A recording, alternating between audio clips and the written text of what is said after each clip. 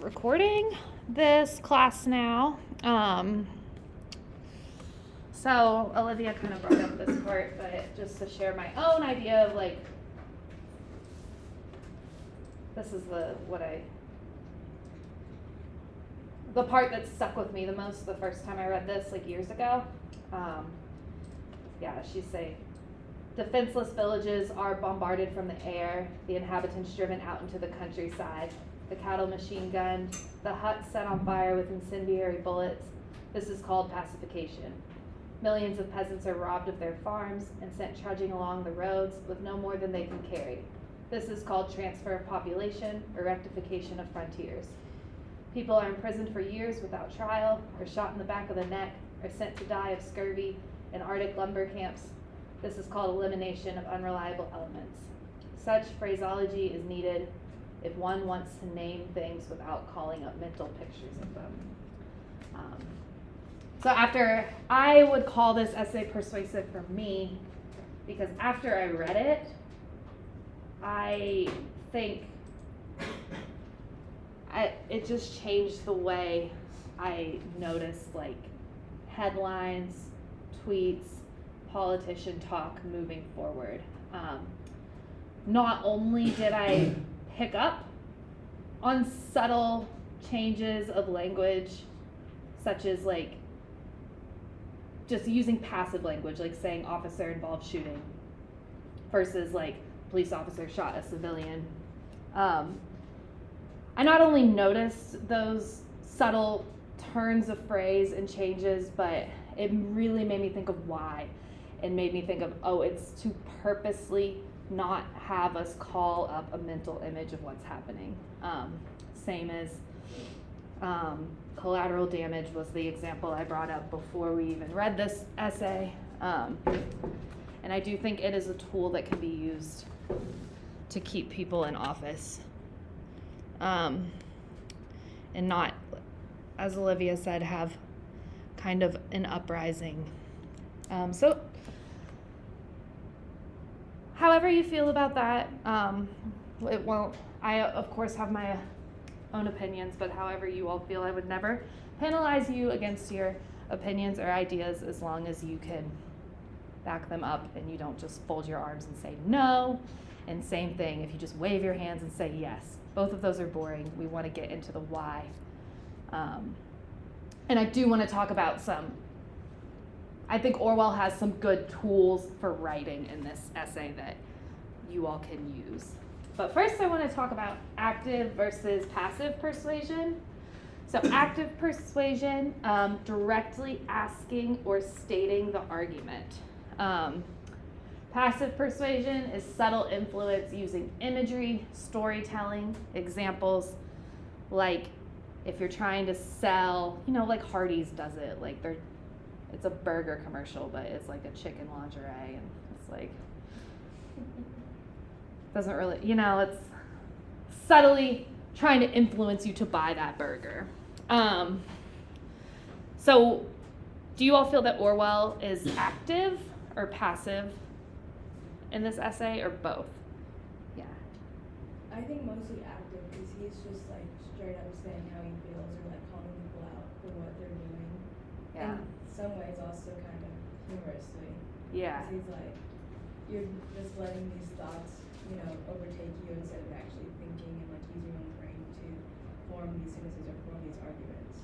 Yeah, he's very sarcastic in this essay. You are picking up on the right tone there. And I agree, he is actively telling us what to do different. He's actually known, I'm an essayist, so I study a lot of people that write essays, and he's known for being kind of straightforward.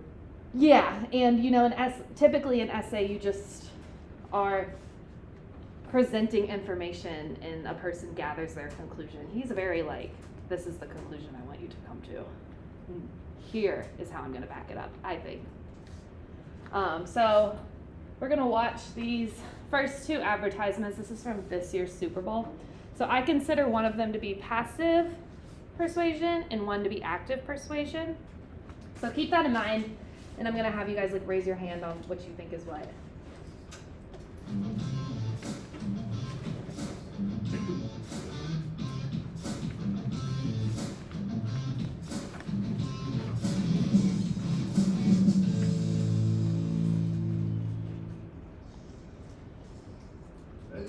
surprisingly, multi-gig speeds is pretty next level, huh?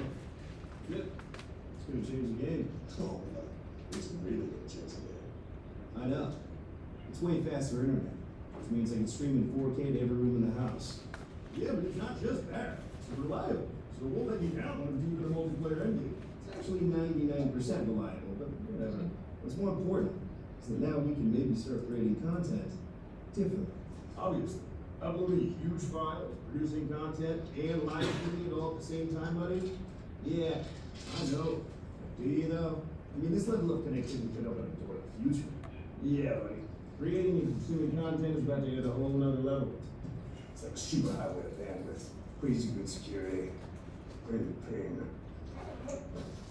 Yep, multi-gig speeds can change the way we game forever.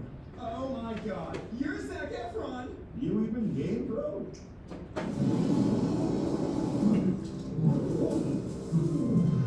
You are game, bro. This is nuts. Okay, so 1. Greetings, lovers. International superstar John Legend here with a very special gift for you. I'm going to let you sleep with me. Well, not sleep with me. I'm a happily married man, just regular sleep. Treat yourself to some well-earned self-care by listening to my new Sleepcast on Headspace.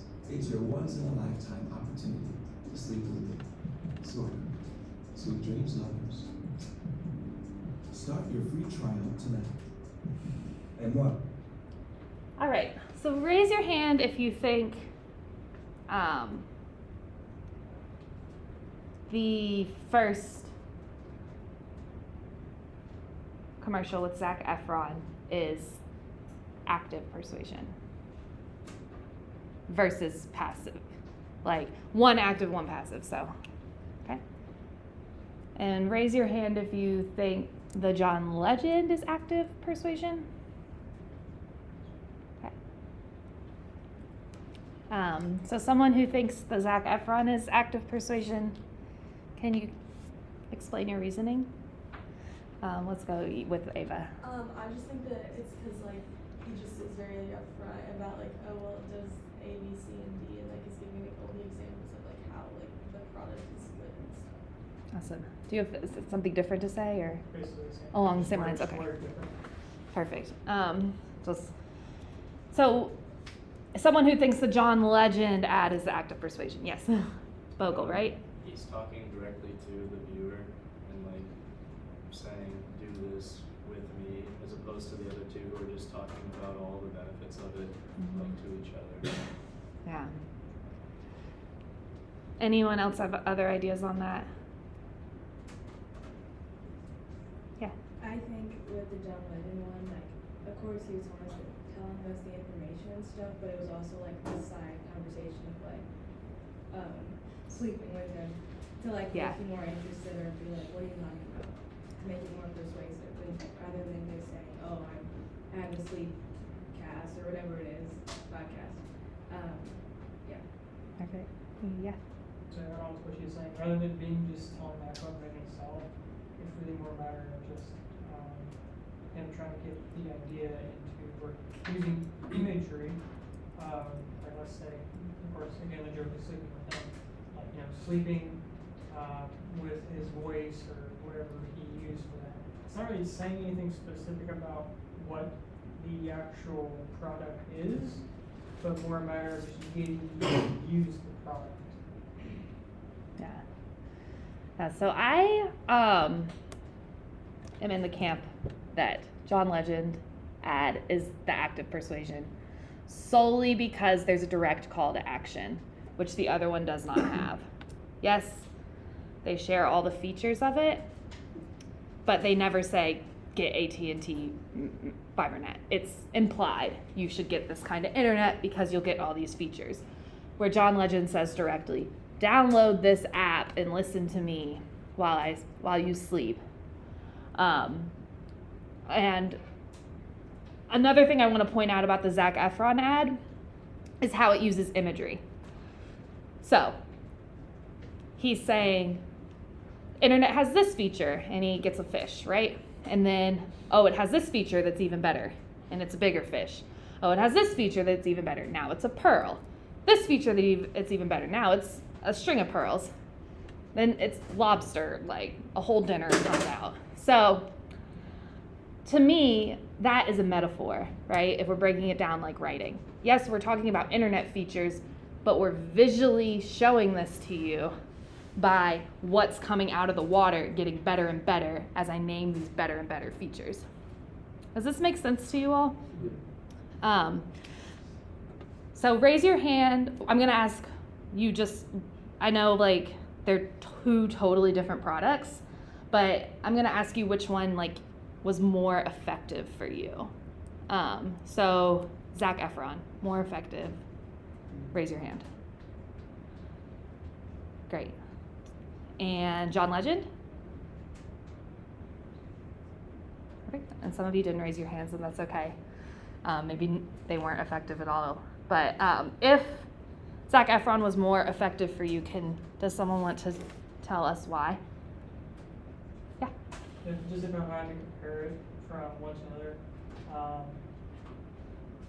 one thing is too is like I'm not gay, so the whole appeal of sleeping with another dude doesn't really appeal to me. Yeah. Right. So that maybe another thing for me is I'm more of a kind of I want to see the facts kind of person. I don't want you to persuade me just to get it because I want to know what the product is before I get it to see if I actually want it because I don't want to spend my time getting something, using it, and wasting my time on it. I want to know what the information is on. Yeah. That's what the first one is. You actually give information in regards to what more specifically is about it than just here's this thing.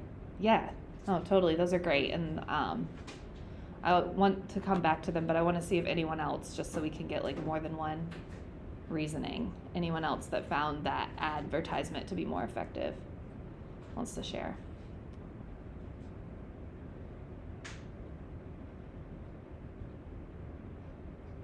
Yeah. I just thought we're saying the AT&T one more effective. Right? Yeah.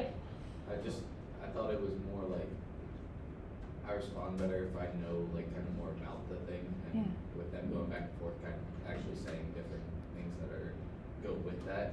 I just found it to be like I kind of paid more attention to it and I guess learned a little bit more, which made me think a little bit more about it. Yeah, totally. And we're going to come back to all this. I just want to be able to compare. So if you found the John Legend ad more effective, can I get like 2 volunteers to share why? For that one, I thought it was more effective because like he came out and was like, listen to my podcast like on Headspace, and like the other one that was just giving facts, and I didn't know that it was even like talking about AT&T. Perfect. Anyone else?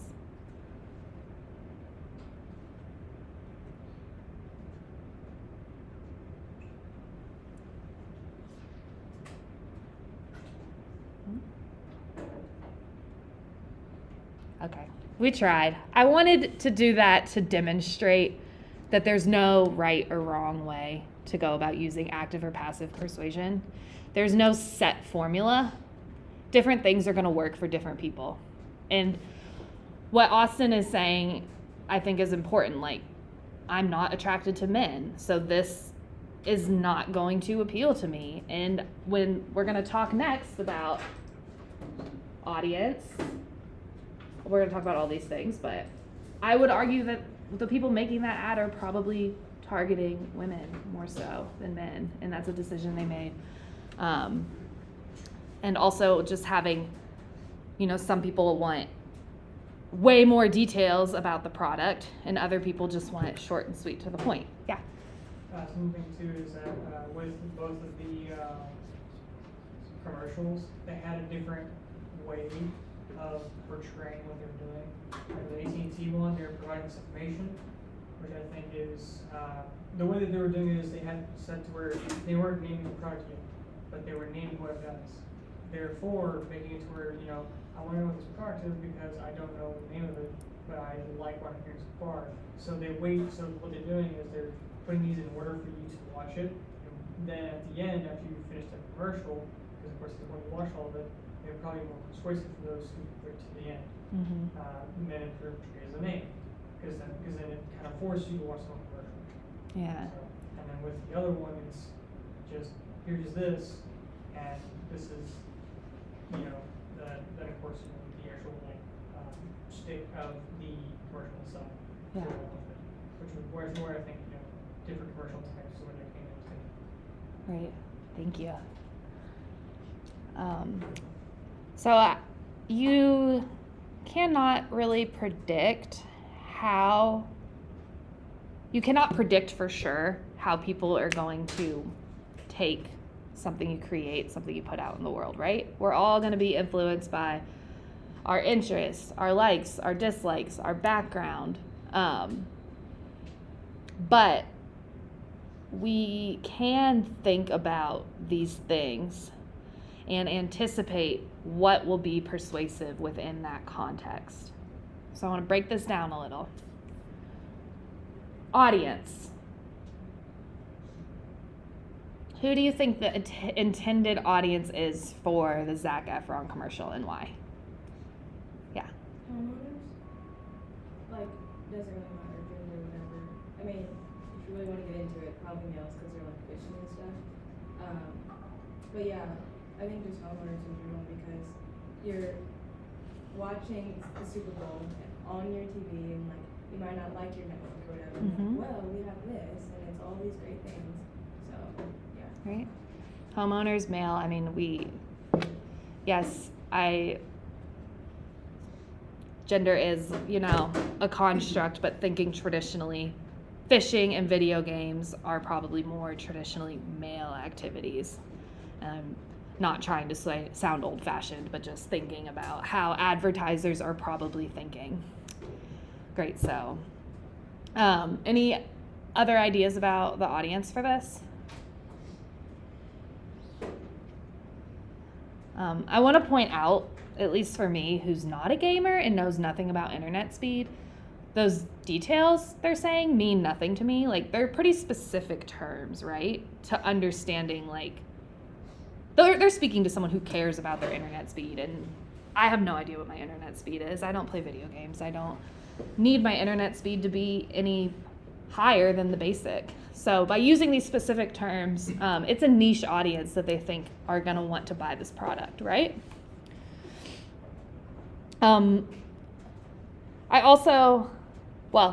Any ideas on the John Legend intended audience? We kind of talked about it's suggestive. Go ahead, Jay. Yeah, I mean, you're taking an attractive man, putting him in a silky bathrobe. He's making, like, suggestions to having sex with him. Like, it is very much targeted in that way. So setting. Super Bowl commercials are unique, right? Because setting and occasion kind of work together. So let's think about what setting are people watching Super Bowl commercials in?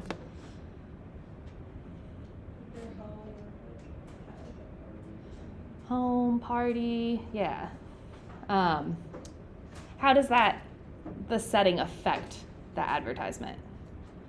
Yeah. You can reach more people at one time than you would if like it was just a regular commercial and it's just like depending on if people are watching that specific TV show or like that specific commercial, whatever, like you having a bunch of eyes on this advertisement at one time.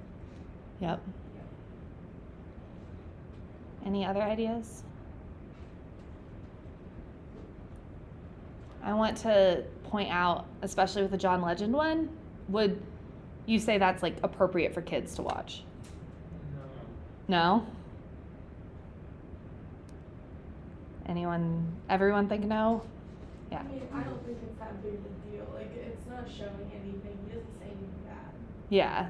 I agree with you. I think it's definitely suggestive, and it might just be because I have kid and like know more how they think. For me, it's intentionally has this line of like the adults get it, but the kids might just. And a lot of kids' movies are that way. If you all rewatch movies you watched as kids, you'll see these jokes So that's something I'm just thinking with setting and there being parties. Like, there's going to be kids at the party, right?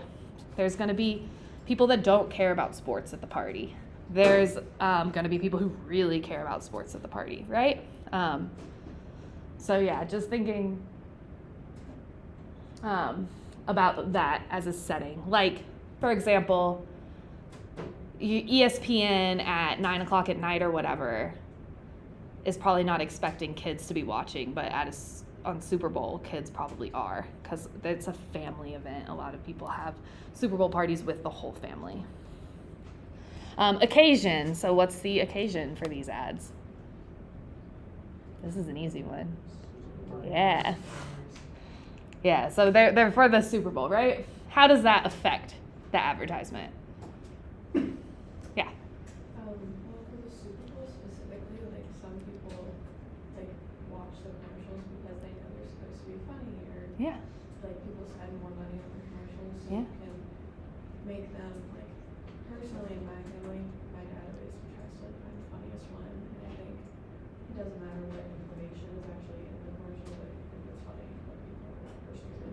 Yeah, totally. People spend more money. The stakes are higher. The people are gonna they're going to be just as much about entertainment as they are the product, right? This is a YouTube compilation of Super Bowl ads. Like, they are expected to have some longevity. Do you all know what orator means? Person speaking. Yeah, so the speaker. So, why do you think Zac Efron or John Legend were chosen to be the speaker for this commercial? You can do either or, both. Like everyone knows them, like they're really popular celebrities. Yep. And like, I mean, if you're talking about the podcast one with like women, like they chose like an attractive guy to like be in that, if that's like the audience that they're looking Yeah. for. Yeah, and even with Zac Efron, you have him like kind of comedic, like with the beard and he's bigger, but then like the other one, he's in a really form-fitting shirt and like his muscles are popping out, like, yeah, popularity, familiarity, people know, and that might have to do with the Super Bowl too. You want to get relevant celebrities. Yeah,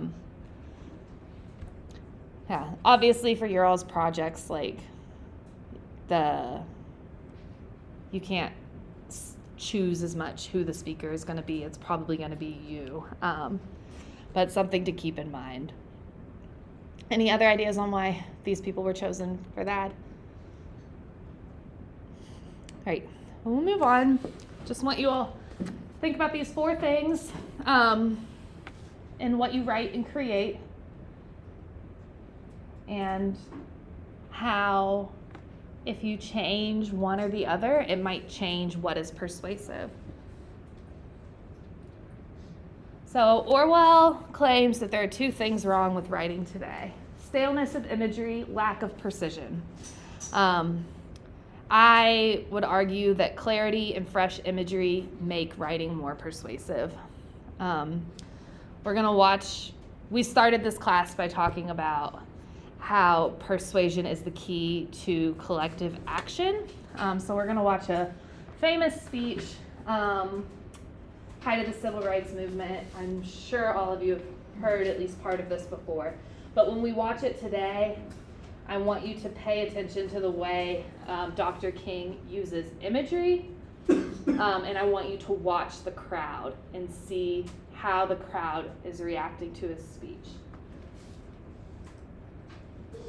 Is not free. 100 years later,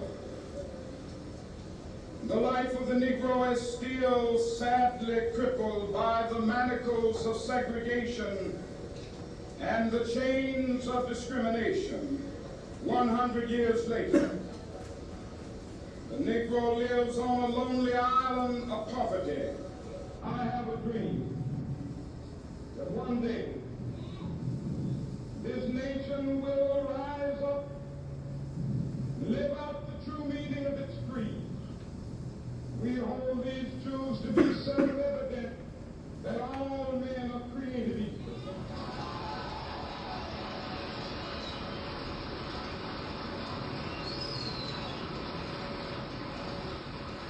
I have a dream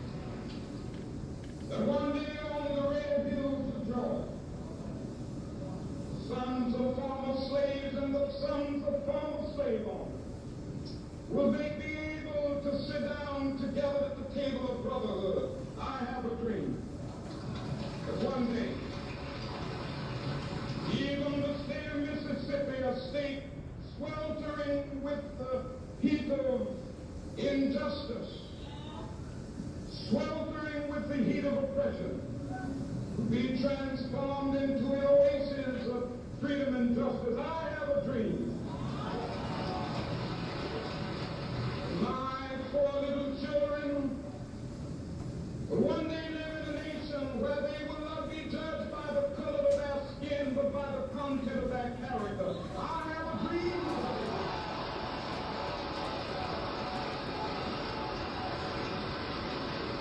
Alright, I'm gonna go ahead and stop it now so we can talk a little. So,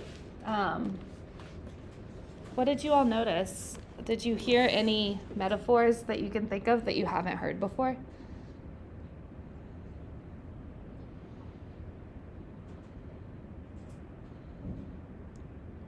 Oh, he says they live in a lonely island of poverty.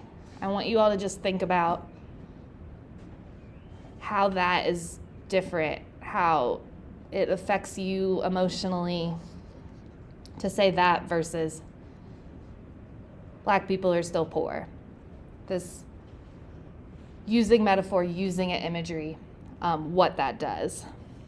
What did you all notice about the crowd? They're very big. Yeah, very big, and yeah. They're very reactive.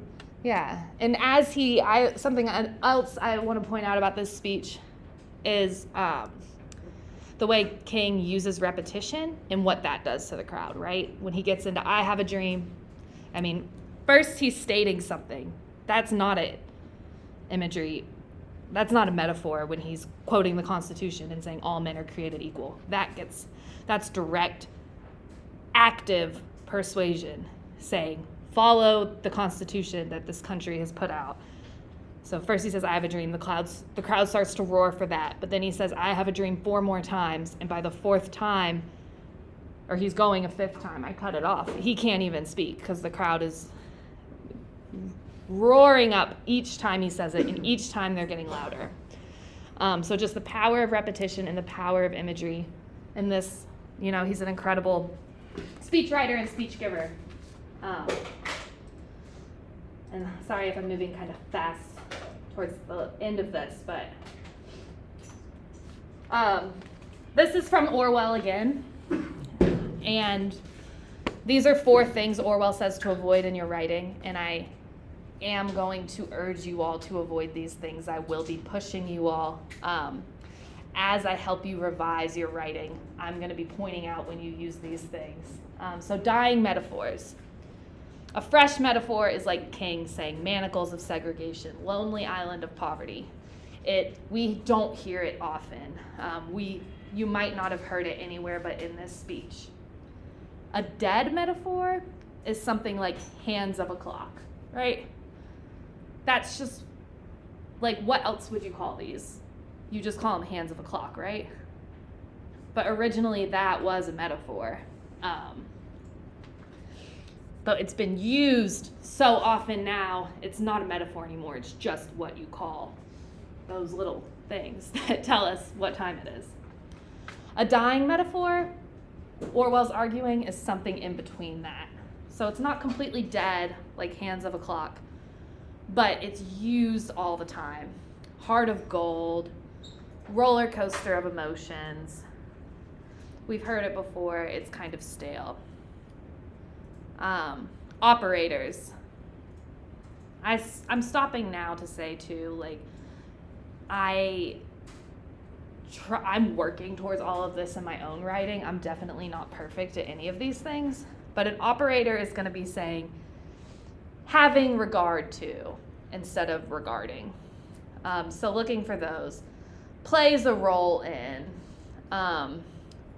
You want to just take, if it's a phrase like that and you can change it to one word, a verb, it's going to be so much more powerful. It's going to be so much easier to read. It's going to be so much clearer. and more enjoyable and persuasive for your reader. Pretentious diction, that's a tough one to really define, because there's a fine line between, just being professional and being pretentious. So that's just something I want us to all kind of think about if you're trying, just try to be clear. Don't try to make something more complicated than it is. Use is fine. You don't need to say utilize. Meaningless words, we talked about that in the beginning with buzzwords, the word fascism. He gives examples of more meaning. He gives examples of all of this. I encourage you to look at this part again if you've already read it, and definitely look at it if you haven't. He gives examples of a lot of words that are kind of meaningless. Definitely buzzwords come, I can think everyone kind of calls things toxic these days. And it might not necessarily be toxic, it's just kind of a word we use without really being intentional about what it means. So looking for those, I will leave. Here's an example of an operator. To say, in my opinion, it is not an unjustifiable assumption than to say, I think. That's an example of being pretentious. I think this is so much clearer. Your reader is going to get muddled up and lost in this and distracted by it the same way you all were with the Orwell essay. And finally, these are 4 questions I'm going to be pushing you all to think about as you draft your papers. Starting with, what am I trying to say? What words will express it? Getting as specific as you can with these verbs, these ideas. What image will make it clearer? Is this image fresh enough to have an effect? So this is all thinking you're going to do as you try to get your concepts onto paper. Short writing assignment and benchmark number 1 are due on Friday. For our reading next week,